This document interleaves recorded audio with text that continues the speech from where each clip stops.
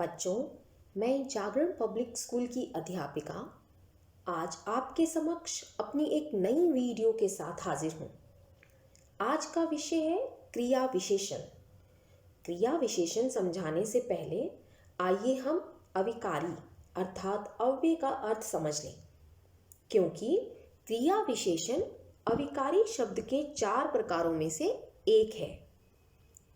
अव्यय, अ जमा व्यय यानी व्यय रहित, अर्थात जिसका कुछ भी व्यय ना होता हो। जिन शब्दों में लिंग, वचन और काल के कारण कोई परिवर्तन नहीं होता, उन्हें अव्यय शब्द या अविकारी शब्द कहते हैं। जब ये शब्द वाक्य में प्रयुक्त होते हैं तो इनका रूप नहीं बदलता, ये सदैव समान रहते हैं। जैसे घोड़ा तेज दौड़ रहा है, सीमा तेज दौड़ रही है। इन वाक्यों में तेज शब्द का प्रयोग पुल्लिंग शब्द घोड़ा और स्त्रीलिंग शब्द सीमा के लिए एक समान रूप में प्रयुक्त हुआ है, अर्थात लिंग बदलने पर भी इस शब्द में कोई बदलाव नहीं हुआ, तो तेज शब्द अविकारी शब्द है। अव्यय शब्द 4 प्रकार के होते हैं। पहला क्रिया विशेषण, दूसरा संबंध बोधक, तीसरा समुच्चय बोधक तथा चौथा विस्मयादि बोधक। आज की इस वीडियो में हम क्रिया विशेषण के विषय में पढ़ेंगे। क्रिया विशेषण, जिन शब्दों से क्रिया की विशेषता का बोध होता है उन्हें क्रिया विशेषण कहते हैं। जैसे वह धीरे धीरे चलता है, भीम खूब खाता था। इन वाक्यों में धीरे धीरे शब्द चलता है क्रिया के होने का ढंग बता रहा है तथा खूब शब्द खाता था क्रिया की मात्रा अर्थात परिमाण को बता रहा है। यहाँ धीरे धीरे तथा खूब शब्द क्रिया की विशेषता बता रहे हैं, इसलिए ये शब्द क्रिया विशेषण है। क्रिया विशेषण के 4 भेद होते हैं। पहला कालवाचक क्रिया विशेषण, दूसरा रीतिवाचक क्रिया विशेषण, तीसरा स्थानवाचक क्रिया विशेषण तथा चौथा परिमाणवाचक क्रिया विशेषण। आइए एक एक करके क्रिया विशेषण के भेदों को समझते हैं। पहला कालवाचक क्रिया विशेषण, जो शब्द क्रिया के होने या किए जाने के काल अथवा समय का बोध कराते हैं उन्हें कालवाचक क्रिया विशेषण कहते हैं। आइए इसे कुछ उदाहरणों द्वारा समझने की चेष्टा करते हैं। जैसे सभी को प्रतिदिन व्यायाम करना चाहिए, असहाय लोगों की हमेशा मदद करनी चाहिए। इन वाक्यों में प्रतिदिन शब्द व्यायाम करने का समय तथा हमेशा शब्द मदद करने की क्रिया का समय बता रहा है।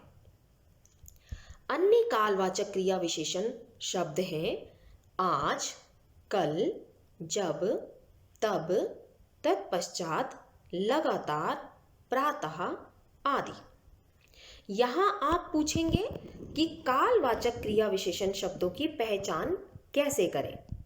तो बच्चों, कालवाचक क्रिया विशेषण शब्दों की पहचान करने के लिए क्रिया के साथ कब शब्द जोड़कर प्रश्न करने पर जो उत्तर मिलता है वह कालवाचक क्रिया विशेषण शब्द होता है।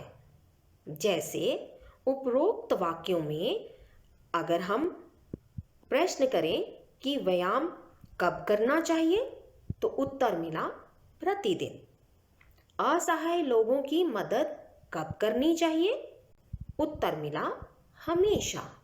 क्रिया विशेषण का दूसरा भेद है रीतिवाचक क्रिया विशेषण, जो शब्द क्रिया के होने या किए जाने के ढंग या रीति का बोध कराते हैं उन्हें रीतिवाचक क्रिया विशेषण कहते हैं।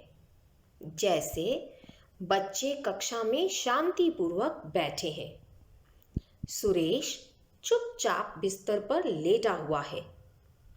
इन वाक्यों में शांतिपूर्वक शब्द बैठे हैं क्रिया की रीति तथा चुपचाप शब्द लेटा हुआ क्रिया की रीति अर्थात ढंग का बता रहे हैं। कुछ अन्य रीतिवाचक क्रिया विशेषण शब्द हैं रोते रोते, हंसते हंसते, दौड़कर, अच्छा, जल्दी, अचानक, हाथों हाथ, संभलकर, प्रायः आदि। आइए अब आपको एक आसान तरीका बताती हूँ जिससे कि आप रीतिवाचक क्रिया विशेषण शब्दों की पहचान झट से कर सकेंगे। रीतिवाचक क्रिया विशेषण शब्दों की पहचान करने के लिए बच्चों वाक्य में हो रही क्रिया के साथ कैसे शब्द जोड़कर प्रश्न करने पर जो उत्तर मिलता है वही रीतिवाचक क्रिया विशेषण शब्द होता है। जैसे बच्चे कक्षा में कैसे बैठे हैं? जवाब मिला शांतिपूर्वक। सुरेश बिस्तर पर कैसे लेटा हुआ है? तो जवाब मिला चुपचाप। क्रिया विशेषण अविकारी शब्द का तीसरा भेद होता है स्थानवाचक क्रिया विशेषण।